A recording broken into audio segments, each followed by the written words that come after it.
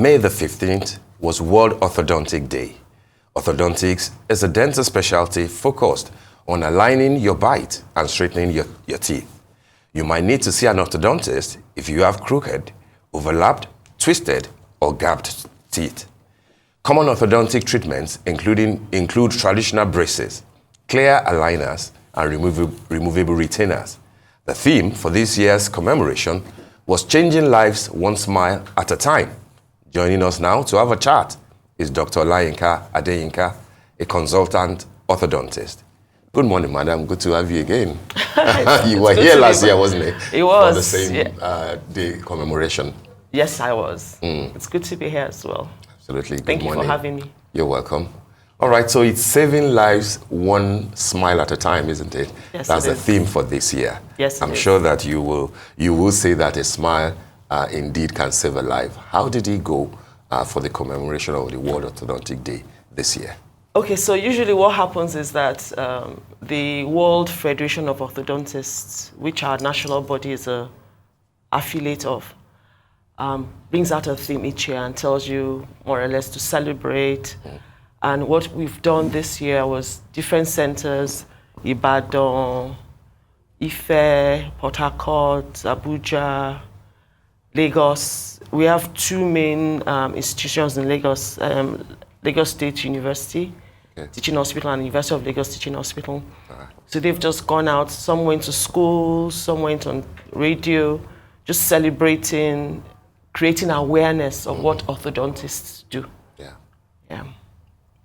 Oh, fantastic. I have a daughter who wears braces. Oh, nice. And she, she started wearing braces, I believe, about a year now, almost. And I didn't even know it took that long to correct, your bite and all of that. And tell us what some of those advantages are, because the reason I want this to be fresh. The reason she wanted to wear braces is because she had a gap tooth and she wanted to close it. But then other things came up, like her bite, and then now there's something that she has to do for gingivitis, like she has to remove her gum and all of that. Please walk us through that process and why it's important to align your bite.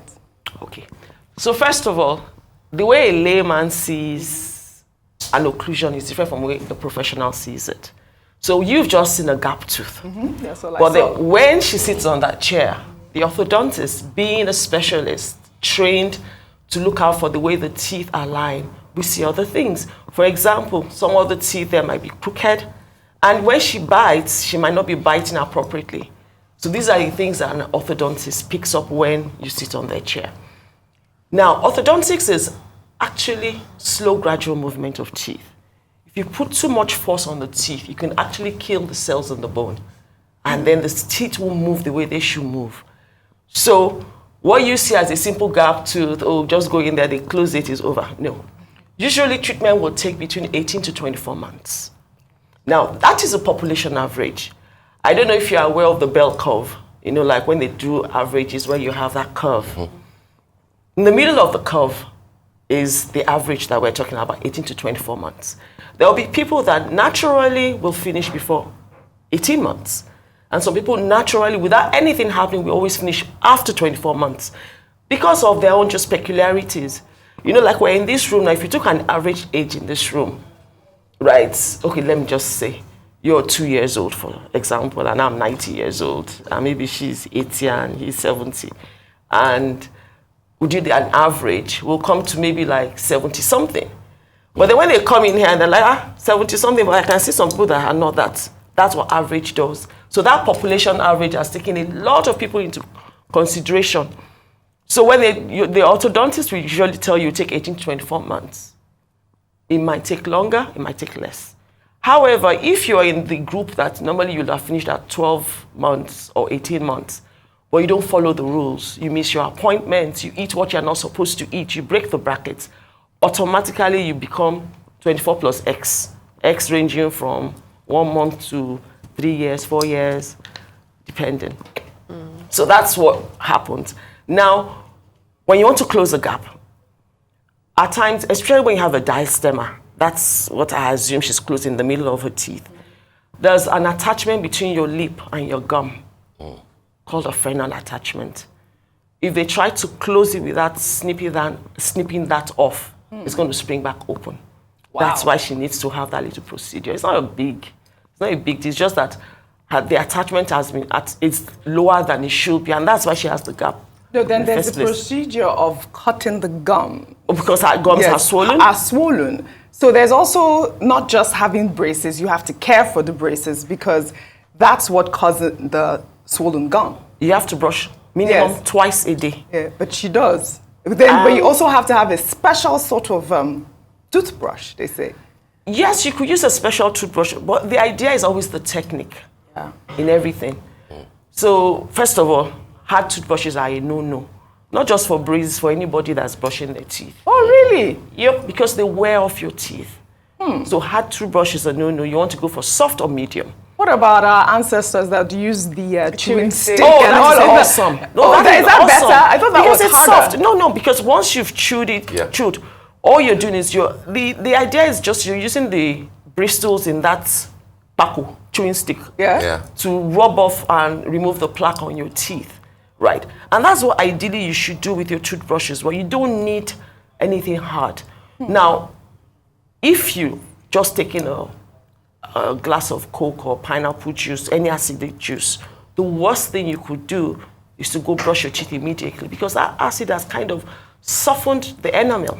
Then you brush it immediately because you're trying to keep clean, trying to prevent maybe caries. You end up wearing away the teeth. And that's why at times when people brush very hard, if they are right-handed, you find out that the opposite side has more wear. And so people start to talk to you about how their teeth are sensitive when they're brushing because they've worn it away. So a soft toothbrush. So with braces, you need a soft toothbrush. And the idea is to brush over your braces, brush the braces and underneath the braces. Because between the braces and your gum, that's where plaque can accumulate. And plaque is, when you scratch your tooth, after about 2 hours of brushing, there's this whitish stuff. And that's just a load of bacteria waiting to be fed with anything sugary. And once you don't take them off after some time, they become toxic to the teeth. And then they irritate the gum, and then the gums swell up. So when she's brushing, it bleeds. So I always tell my patients, when your gum bleeds, what normally happens is that when you see your gum bleeding, you retract, you don't brush that place. No, your gum bleeding is saying, brush me more, I need help.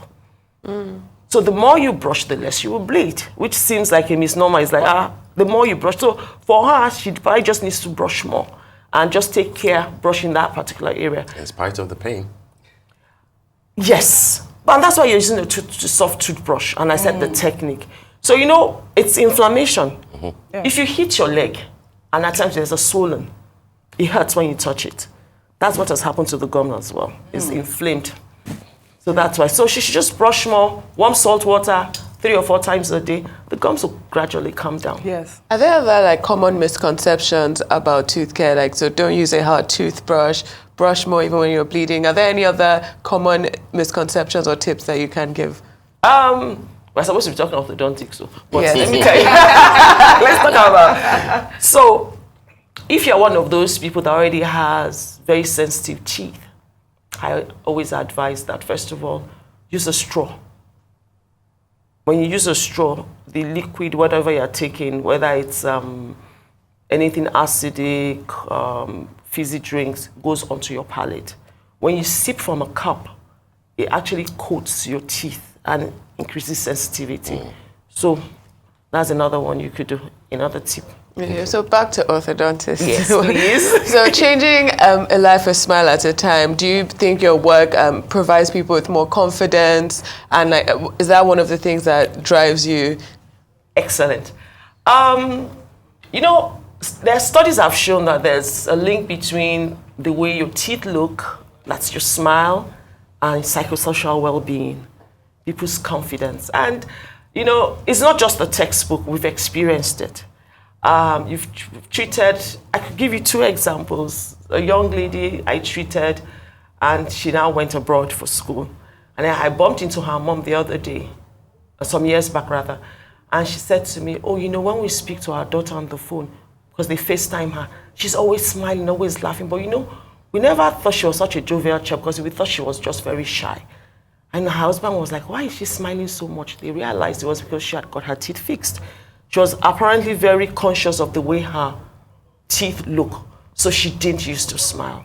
And so you have people coming to you and telling you about how when they were singing in church, they saw, nowadays a lot of churches have all these screens. And she just saw her teeth and she realized that her teeth were crooked and she got so conscious of it and I need to fix this.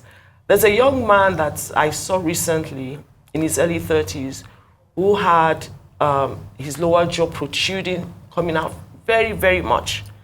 And so we're almost at the end of his treatment and he comes and he's like, Dr. Adeyinka, when am I taking this off? I said, don't tell me you want to jackpot. I said, in case I want to jackpot, when am I taking this off? I said, please don't jackpot, let me finish your work. And he said to me, Dr. Adeyinka, I can smile. That melted my heart. Because, you won't think that guys, you tend to look at girls, but this was a young man. He was like, oh, I can smile. And I saw his colleague at work the other day. She said, I saw him down the corridor and I was like, who is this chap? And she didn't even realize it was her colleague. She introduced him to the clinic. She didn't realize it was her colleague. So you find out that with kids, not just kids, adults, everybody's conscious. Your smile is the one accessory you take around with you. When you come into a room and someone smiles at you, there's a feeling of warmth you feel. But a lot of people don't want to smile because of the way their teeth are. Or when they smile, they just smile in a sheepish way, or they don't want to smile in pictures. So I think changing lives, and it's allowed people to step out and do things that maybe normally they wouldn't have done. I like that. Go ahead. You want to? Okay, all right. When we had you last year, Yes. One key word that you harped on was advocacy. Yes. And it cropped up again this year. How much success have you recorded, have orthodontics in Nigeria recorded between last year and this year that, we're talking one smile at a time? And then secondly, also talk to us more about the fine line between what you do and what dentists, traditionally do. Is it possible to have dental clinics in Nigeria where both professionals can be encountered in the same place? Okay, so with regards to advocacy, how far have we gone? Not far, I must confess. Because maybe at times you find out that there are roadblocks. There's so many things you want to do, and there are just little roadblocks there.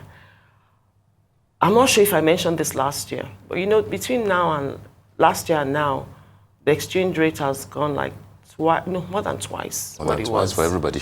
There's nothing we use in orthodontics or dentistry that is made in Nigeria. Nothing, not one thing.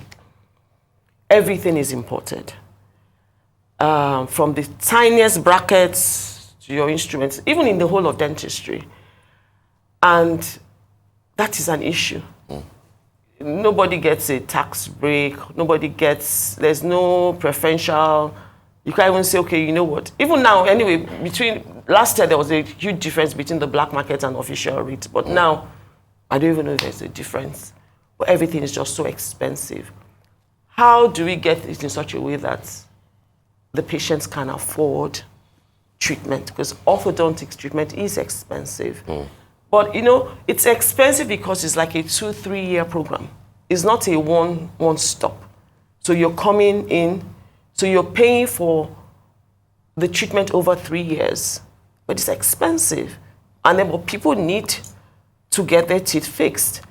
For starters now, one of the teaching hospitals, all the resident doctors, because you get trained in teaching hospital as an orthodontist, the junior residents, all jackpot. So right now, they don't even have a junior arm. They just have the seniors.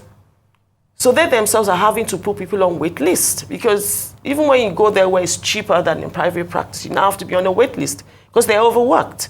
And that's what's happening all over. Everybody's overworked. The young dentists and doctors are going to better places where they can get better pay. So right now, there's a lot of work, there's a lot of pressure. A lot of work is expensive for you to even fund people in private practice. You're talking about diesel, you're talking about electricity, everybody's in band A, talking about the diesel, then to even get materials in. And then you have to talk about staff. You have to increase their pay because they're going to come to work, petrol. So advocacy, you're thinking about, how do we go around this? Everybody's just, you have it all in your head. This is what ideally should happen. But how do we push for it to happen? And your second question, usually a lot of practices in Nigeria are owned by dentists. There are few practices that are owned by orthodontists. And orthodontists can't do it on their own. So you tend to have, like I am an independent consultant, meaning I work for different people on different days of the week. And that happens with a lot of orthodontists, apart from the ones that own their own practices. They can work together, but the difference is that while an orthodontist is a dentist is not an orthodontist.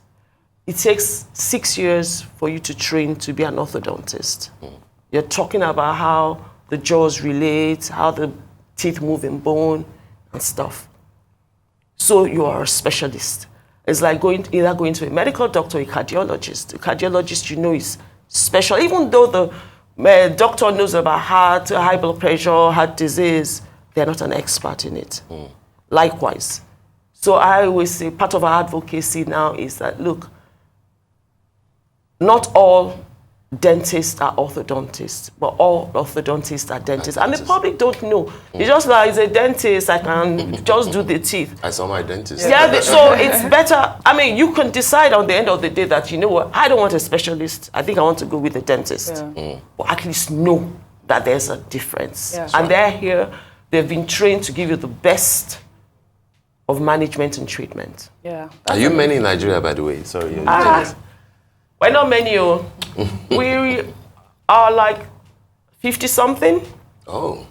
Quite a number work in teaching hospitals. So we have in Kano, Abuja, Port Harcourt, Enugu, Benin, Ife, Ibadan, Ondo, Lagos. Lagos has the bulk. And then you have them in the teaching hospitals, Ife and stuff like that. We are not even enough to feed the entire population. We're not. Wow. We've not even seen the surface to scratch. And the junior doctors are leaving. Yeah. Well, I like the fact that you said all orthodontists are dentists, right? And, I know we are discussing orthodontia at this point. And I want to go back to our topic of, these braces. I see you're wearing braces. Yes. And, people usually wear braces at a young age as an orthodontist. Yes, they do, isn't it? Isn't it?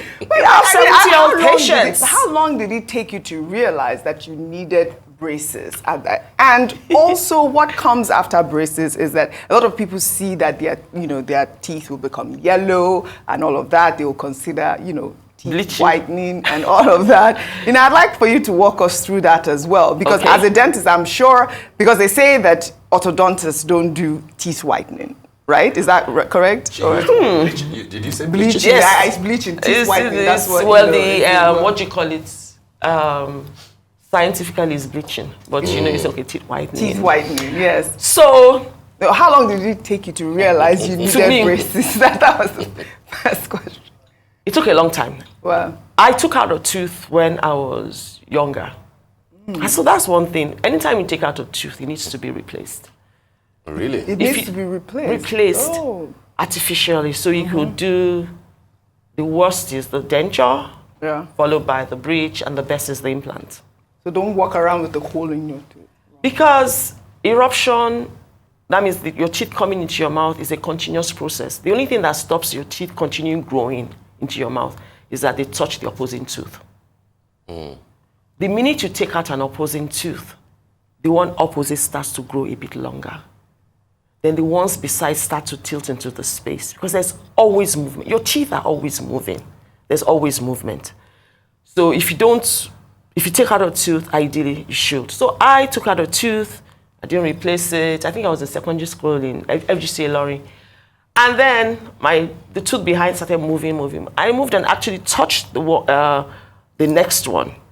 But then when they move, they tilt. They don't move bodily. So there's this gap in between the top and the bottom. And food just used to get in there. And that started to affect the bone. Because once food packs in there, you have like pockets in and then you have to pick it out. Then, coupled with the fact that as you get older, your teeth migrate forward. So your teeth start to overlap. You find out that, oh, my teeth look so beautiful when I was much younger, but they started moving. There's an overlap because there's a continuous forward movement of teeth. Then you have these patients that, you know, they say kids, they just say it as it is. And Dr. Adeyinka, don't you think you need to wear braces? So I had at the back of my mind, I'll put on braces, but just finding the time to go and see, even though I'm an orthodontist, to, you know, just taking that time. And then one day I said to myself, you know what? Get this done. And like I said last year, I'm a corn lover, so I kept postponing it. Oh, after corn season, I will start. And then by the time you know, corn season has come again. But finally, I just took the bull by the horn and said, you know what? Get this done. Yeah. Yeah. So, with I hope corns are not bad, by the way, because when you say you're a corn, no, roasted corn. So it's one of our list of things you shouldn't eat, so that you don't break off your braces. You know, when you have braces. Yes, roasted corn. Well, quickly touch on, because we're running out of time. Yes, ma'am. Teeth whitening, and how that process. So you know, when you talk about braces. Teeth looking yellow after braces, that's not so true. Yeah. Because baby teeth and adult teeth are totally different in color. Baby teeth are white. Adult teeth are creamish. The older you get, the more the yellower it becomes, because there's a deposit inside your teeth, so it appears yellow. So it's natural. And then the tone of your skin can also affect the way your teeth look.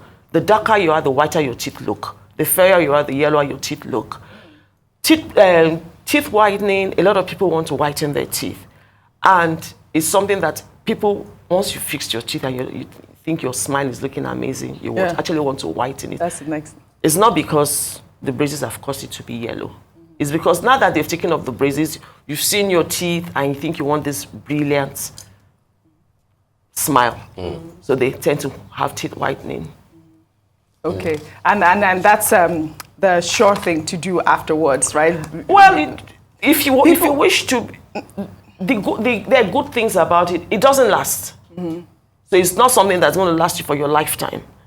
It's just a semi-temporary thing. You do it maybe every year and stuff like that.